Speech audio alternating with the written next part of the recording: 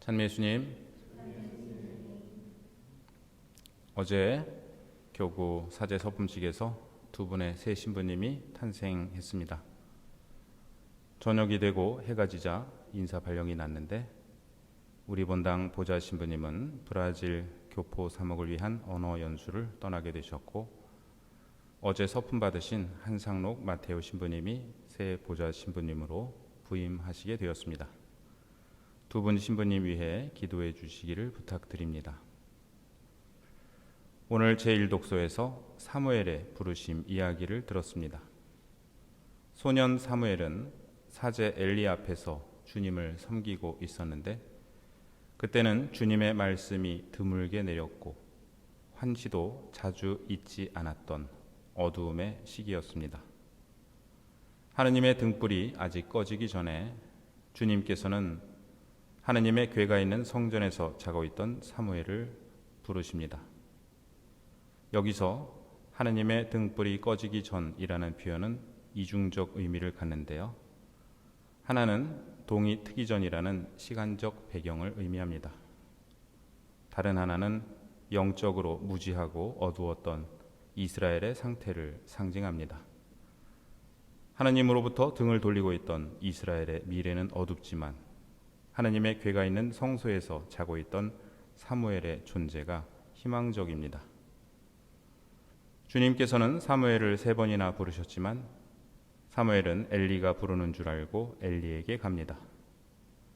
마침내 엘리는 하느님께서 부르신다는 것을 알고 사무엘에게 말합니다. 누군가 다시 너를 부르거든 주님 말씀하십시오.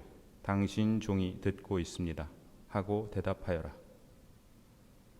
주님께서 다시 찾아와 서시어 사무엘아 사무엘아 하고 부르십니다. 아브라함을 부르실 때와 모세를 부르실 때처럼 2번 이름을 부르십니다. 사무엘은 엘리에게 들은 대로 말씀하십시오. 당신 종이 듣고 있습니다. 라고 대답합니다. 이로써 새로운 역사가 시작됩니다. 하느님께서는 사무엘에게 어떤 일을 맡기셨을까요? 아직 아무런 일도 맡기지 않으셨습니다. 그러나 한 인간이 하느님의 부르심에 응답한 것만으로, 그리고 당신 종이 듣고 있습니다. 라고 대답한 것만으로 새로운 역사는 시작됩니다. 복음에서 예수님께서는 열병으로 누워있던 시몬의 장모를 고쳐주십니다. 작년 대림 특강 때 보나벤투라 수녀님의 강의를 듣고 새로운 사실을 배웠는데요. 예수님 시대에는 병에 걸리면 목숨이 위험했다는 것입니다. 의학이 많이 발달하지 않았던 시대에 열병이 나면 이것이 감기인지 독감인지 말라리아인지 잘 알지 못했고 병자들은 죽음에 대한 공포 속에서 지냈습니다. 그러나 예수님께서 손을 잡아 일으키시니 병자의 열이 가셨습니다. 저녁이 되고 해가 지자 사람들이 병든 이들과 마귀 들린 이들을 모두 예수님께 데려옵니다.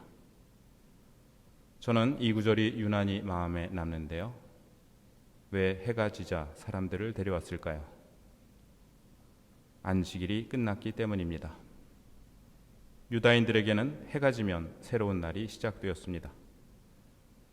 그들은 안식일이 끝나기를 기다렸다가 병자들과 마귀 들린 이들을 데려옵니다. 하루 내내 해지기를 기다리면서 얼마나 마음이 조급하고 초조했을까요? 안식일은 더 기쁜 날이 되어야 하는데 이들에게 안식일은 의무이고 족쇄였습니다. 이 광경이 예수님께는 얼마나 가슴이 아프셨을까요? 예수님은 갖가지 질병을 앓는 사람을 고쳐주시고 마귀를 쫓아내십니다. 다음 날 새벽 아직 캄캄할 때 예수님께서는 일어나 외딴 곳으로 나가시어 그곳에서 기도하십니다. 사무엘이 하느님의 부르심을 들을 때와 같은 시각입니다. 예수님께서는 사무엘처럼 기도하셨을 수도 있었을 것 같습니다. 말씀하십시오. 당신 종이 듣고 있습니다. 그 기도 속에서 아버지의 뜻을 알아들으셨기에 시몬과 그 일행이 모두 당신을 찾고 있습니다 라고 말씀드렸음에도 불구하고 예수님께서는 다른 이웃 고을들을 찾아가자. 그곳에도 내가 복음을 선포해야 한다. 나는 그 일을 하려고 떠나온 것이다 라고 확신에 차서 말씀하신 것은 아닐까요? 여기서 떠나온 것이다 라는 말씀은 고향 나자렛을 떠났다는 말씀일 수도 있지만 하느님 곁을 떠나 이 세상에 오신 것을 의미할 수도 있습니다. 새벽 아직 캄캄할 때 외딴 곳에 가시어 기도하시는 예수님의 모습을 그려봅니다. 주위는 온통 캄캄하지만 예수님 주위는 빛이 납니다. 왜냐하면 예수님께서 빛이시기 때문입니다. 하느님의 등불이 꺼지기 전에 소년 사무엘은 말씀하십시오. 당신 종이 듣고 있습니다. 라고 기도했습니다. 예수님은 캄캄한 곳에서 빛나고 있던 하느님의 등불이셨습니다. 나이가 드니 새벽에 잠이 잘 깹니다. 여러분도 그러신가요? 새벽에 깨면 무엇을 하시나요? 스마트폰을 볼 수도 있고 책을 볼 수도 있고 기도를 할 수도 있습니다. 어쩌면 그 순간 우리가 선택하는 것이 우리가 가장 사랑하는 것 혹은 가장 우리의 마음을 빼앗고 있는 것일 수 있습니다.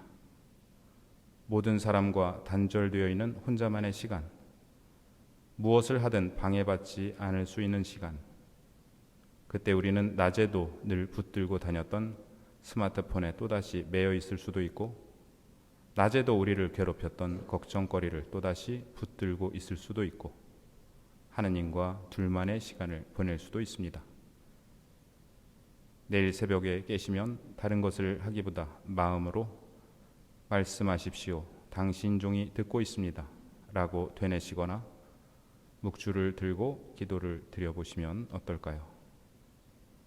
주위가 아무리 캄캄하더라도 우리 영혼은 빛날 것입니다. 하느님의 뜻을 따르려 마음먹은 이의 영혼은 어둠 가운데서도 빛이 나기 때문입니다. 그 빛이 바로 예수님입니다.